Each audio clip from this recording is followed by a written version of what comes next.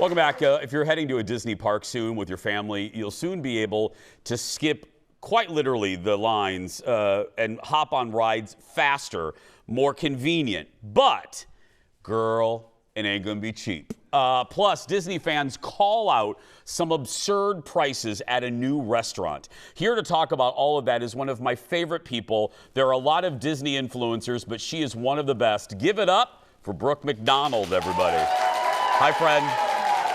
Hi, Jason. Good it's been a minute. Good to see you. It's good to see you. How you doing? Great. Okay, there's so much I want to get to, and I told the producers these two headlines, luckily for us, kind of came out around the same time. We'll get to the cake bake shop in a minute, but let's talk about the Premier Pass, the Lightning Lane Premier Pass. For people that are not like us, Brooke, in the Disney vernacular, can you explain to folks what this is? Sure. So just a quick catch up on a Lightning Lane generally. Lightning Lane is basically a replacement for what was Fast Pass and then Fast Pass Plus. And the Lightning Lane is essentially the queue. That's the physical space that you would go through to kind of skip the standby line and fast track onto the ride. And there are a few different ways to access the Lightning Lane.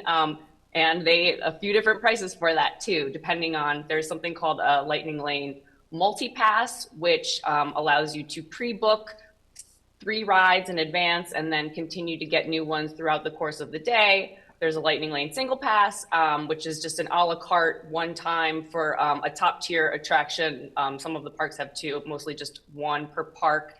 And then now they have unveiled a third option, which is the Lightning Lane Premier Pass. And that essentially gives you access 1 time per day on every single ride in the park that has a Lightning Lane. You can use that to enter it. And prices vary by park and by timing and everything.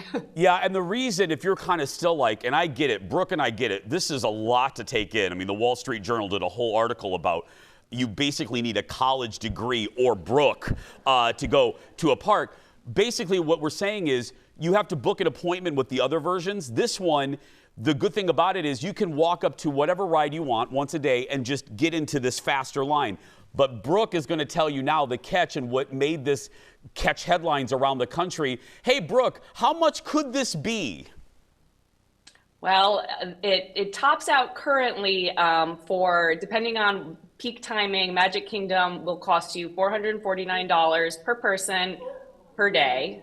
And currently, it actually just launched today at Disneyland, and it is $400 a day. That gets you 2 parks at Disneyland. You can go to both Disneyland Park and Disney California Adventure at Walt Disney World. Each, the Premier Pass is by park, so that will only get you 1 park. It starts, the bottom range is $129 at Animal Kingdom at the lowest kind of, demand time, all the way up to $449 at Magic Kingdom. And again, audience, this is on top of your ticket. This is on top of your ticket, because I can see the studio audience going, huh? Yeah, so this is per person, per park. Brooke, your overall opinion of this, because again, also, we don't have to buy this. This is the good news. I always point this out to people. This is not, you don't have to do it to have a successful trip. Having said that, Brooke, what is your opinion of this? Should the average Disney goer even worry about this Premier Pass? I don't think so. It's definitely for a very particular type of visitor. First of all, the Lightning Lane multi-pass works beautifully actually at Disneyland. So I typically wouldn't recommend it. I wouldn't recommend it there because it doesn't take much to kind of do everything you want to do there. There are a lot of attractions. It works really well. And then at Walt Disney World, the fact that it's by park, getting fast tracking onto every attraction, say in, Animal Kingdom or Epcot or Hollywood Studios, even every attraction that has a Lightning Lane, that's only going to take you half the day. So I don't love it for that reason particularly, because if you could park hop, it might be a little bit more compelling to me. Some people have compared it to a VIP tour. People who just, if you have the disposable income, if it's your one-time trip and you just want to have a day where you make sure you can ride absolutely everything, the people with the means are going to be the people who are going to say, I don't care what it costs. I just want to be able to do everything. This is the only time we're coming. And maybe you don't want that VIP tour with a guide. A lot of people say, I just want to do this on my own. I just want to be able to tap in at every single attraction.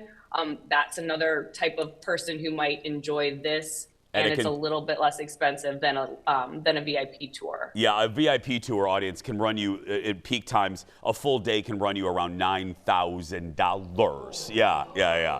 At peak times, yeah. More with Brooke. We're going to tell you about this restaurant on Disney property that's making headlines. And some good news, Universal dropped some big news about a new park. That and more when we come back.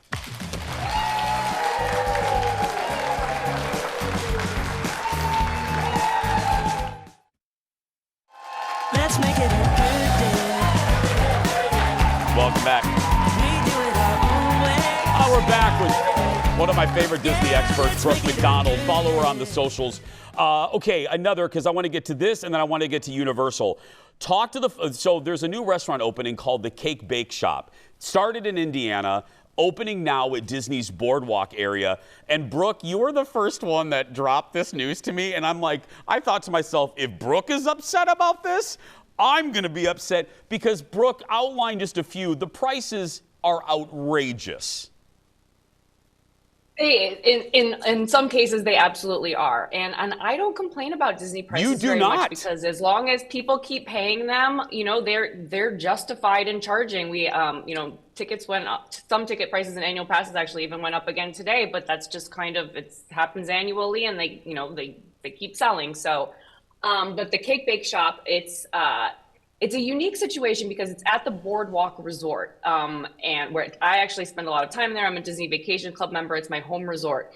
And you won't hear me complain about something like Victoria and Albert's at the Grand Floridian, which is by far the most expensive restaurant at Walt Disney World, because the Grand Floridian has a lot of other options for families staying there. It has a great quick service option. It has several other table service options. This one is replacing ESPN Club, which was a really casual, family sports spot.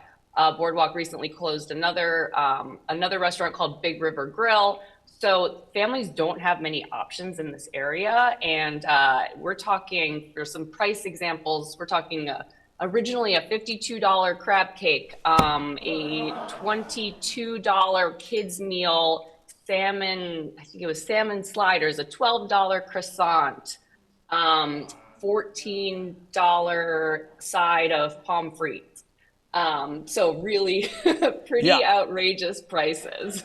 And in all fairness to the Cake Bake Shop, just like Brooke said, right as we were going on the air, they did announce they're bringing down some of the prices. You can follow Brooke for that. One more topic quickly before we go. Universal. You can see the thing behind Brooke right now, one of the portals. When can people get tickets to Universal Epic Universe, Brooke?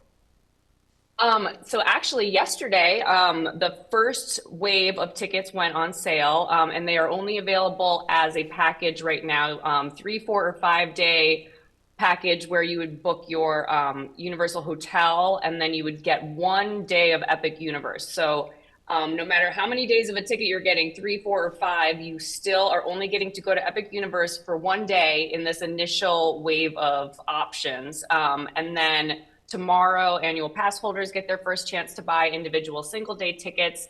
And they have said that there will be other single day, multi-day just to the Epic Universe theme park. But right now you're getting 2 days of being able to go to their other 2 parks, Universal Islands of Adventure and Universal Studios Florida, and then you get 1 day of Epic Universe. We have about 30 seconds left. Again, this is the new park at Universal. You saw there the video, Super Mario Land, another Harry Potter land, How to Train a Dragon. What are you most excited about, Brooke?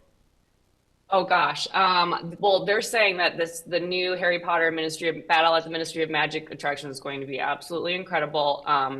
Like nothing we've ever seen before. I think Dark Universe with classic Universal monsters is going to be really cool. And I think a little bit more of a grown-up kind of bringing Universal's Halloween Horror Nights kind of vibe into a park at any point. And they also have their first, the new hotel. It's called the Helios Grand Hotel, and it is basically I think it's the first theme park hotel that we've had, certainly in Florida, that's basically on property. You walk out your door and you can walk right into the park. It's got its own access to the park, kind of like we see at Grand Californian at Disneyland is another example. So that's going to be really exciting too. You help so many families. I always love when you're here. Thank you, friend. It's good to see you. Good to see you. Thanks for having me.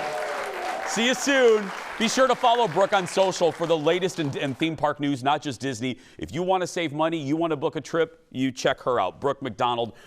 Check her out, too. I'm talking about Stephanie Hansen and Beef when we return. Back in a moment.